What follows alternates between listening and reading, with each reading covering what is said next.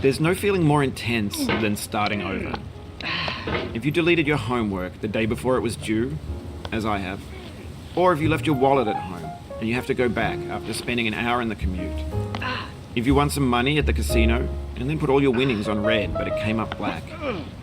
If you got your best shirt dry cleaned before a wedding and then immediately dropped food on it. If you won an argument with a friend and then later discovered that they just returned to their original view. Starting over is harder than starting up. If you're not ready for that, like if you've already had a bad day, then what you're about to go through might be too much. Feel free to go away and come back. I'll be here. Alright, thanks for coming with me on this trip. I'll understand if you have to take a break at any point. Just find a safe place to stop and quit the game. Don't worry, I'll save your progress, always, even your mistakes. This game is a homage to a free game that came out in 2002, titled Sexy Hiking. The author of that game was Jazzuo, a mysterious Czech designer who was known at the time as the father of B games. And B games are rough assemblages of found objects. Designers slap them together very quickly and freely, and they're often too rough and unfriendly to gain much of a following. They're built more for the joy of building them than as polished products. In a certain way, Sexy Hiking is the perfect embodiment of a B game. It's built almost entirely out of found and recycled parts, and it's one of the most unusual and unfriendly games of its time. In it, your task is simply to drag yourself up a mountain with a hammer. And that act of climbing, in the digital world or in real life, has certain essential properties that give the game its flavor. No amount of forward progress is guaranteed. Some cliffs are too sheer or too slippery. And the player is constantly, unremittingly in danger of falling and losing everything. Anyway, when you start Sexy Hiking, you're standing next to this dead tree that blocks the way to the entire rest of the game. It might take you an hour to get over that tree, and a lot of people never got past it. You prod and you poke at it, exploring the limits of your reach and your strength, trying to find a way up and over. And there's a sense of truth in that lack of compromise. Most obstacles in video game worlds are fake. You can be completely confident in your ability to get through them once you have the correct method or the correct equipment or just by spending enough time. In that sense, every pixelated obstacle in Sexy Hiking is real. The obstacles in Sexy Hiking are unyielding, and that makes the game uniquely frustrating. But I'm not sure Jazzuo intended to make a frustrating game. The frustration is just essential to the act of climbing, and it's authentic to the process of building a game about climbing. A funny thing happened to me as I was building this mountain. I'd have an idea for a new obstacle, and I'd build it, test it, and it would usually turn out to be unreasonably hard. But I couldn't bring myself to make it easier. It already felt like my inability to get past the new obstacle was my fault as a player rather than as a builder.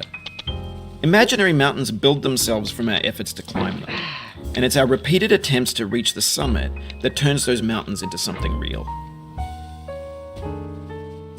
When you're building a video game world, you're building with ideas, and that can be like working with quickset cement. You mold your ideas into a certain shape that can be played with, and in the process of playing with them, they begin to harden and set until they're immutable, like rock. And at that point, you can't change the world. Not without breaking it into pieces and starting fresh with new ideas. For years now, people have been predicting that games would soon be made out of prefabricated objects, bought in a store and assembled into a world. And for the most part, that hasn't happened, because the objects in the stores are trash. I don't mean they look bad or that they're badly made, although a lot of them are. I mean they're trash in the way that food becomes trash as soon as you put it in the sink. Things are made to be consumed and used in a certain context, and once the moment is gone, they transform into garbage. In the context of technology, those moments pass by in seconds. Over time, we've poured more and more refuse into this vast digital landfill that we call the internet. It now vastly outnumbers and outweighs the things that are fresh and untainted and unused. When everything around us is cultural trash, trash becomes the new medium, the lingua franca of the digital age. And you can build culture out of trash. But only trash culture. B games, B movies, B music, B philosophy. Maybe this is what digital culture is. A monstrous mountain of trash, the ash heap of creativity's fountain. A landfill with everything we ever thought of in it. Grand, infinite, and unsorted. There's 3D models of breakfast, Gen X's fanfic novels, Scan magazines, green screen Shia LaBeouf, banned snuff scenes on LiveLeak. Facebook's got lifelike bots with unbranded adverts and candid shots of Kanye and Taylor Swift mashups, car crash epic failed GIFs, Russian dashcam vids, discussions of McRibs, discarded, forgotten, unrecycled, muddled, rotten, untitled. Everything's fresh for about 6 seconds, until some newer thing beckons, and we hit refresh. And there's years of persevering, disappearing into the pile, out of style, out of sight. In this context, it's tempting to make friendly content that's gentle, that lets you churn through it but not earn it. Why make something demanding if it just gets piled up in the landfill, filed in with the bland things? When games were new, they wanted a lot from you. Daunting you, taunting you, resetting and delaying you. Players played stoically. Now everyone's turned off by that. They want to burn through it quickly. A quick fix for the fickle. Some tricks for the clicks of the feckless. But that's not you. You're an acrobat. You could swallow a baseball bat. Now I know, most likely you're watching this on YouTube or Twitch, while some dude with 10 million views does it for you. Like a baby bird being fed chewed up food. That's culture too. But on the off chance that you're playing this, what I'm saying is, trash is disposable, but maybe it doesn't have to be approachable. What's the feeling like? Are you stressed? I guess you don't hate it if you got this far, feeling frustrated. It's underrated. An orange is sweet, juicy fruit locked inside a bitter peel. That's not how I feel about a challenge. I only want the bitterness. It's coffee. It's grapefruit. It's licorice. It feels like we're closer now. Composer and climber, designer and user. You could have refused, but you didn't. There was something in you that was hidden, that chose to continue.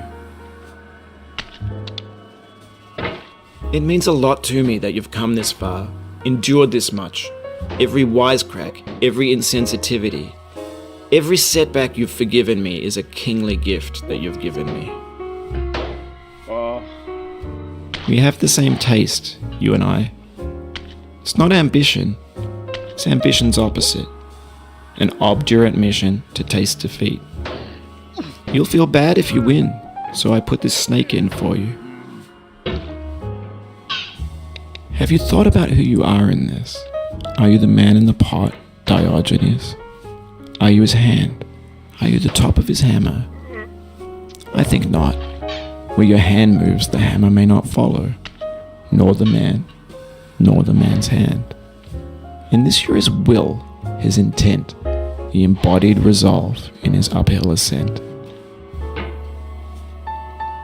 Now, you've conquered the ice cliff, the platforms, the church, and the rectory, the living room and the factory, the playground, the construction site, the granite rocks, and the lakeside. You've learned to hike.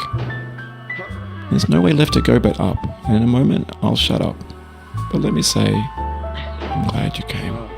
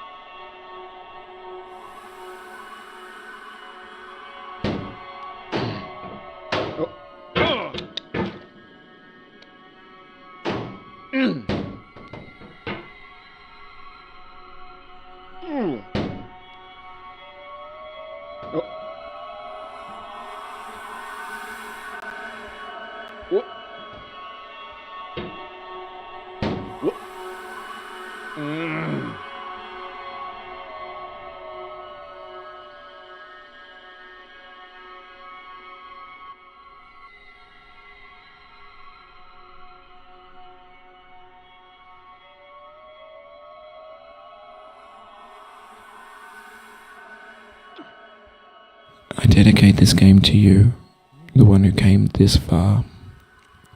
I give it to you with all my love.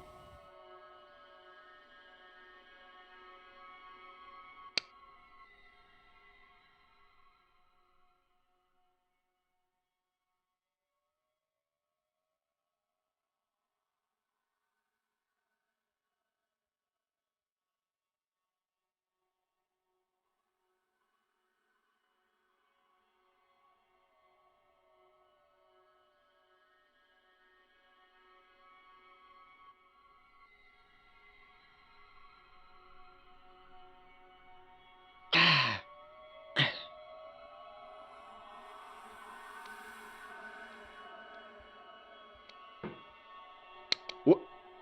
No.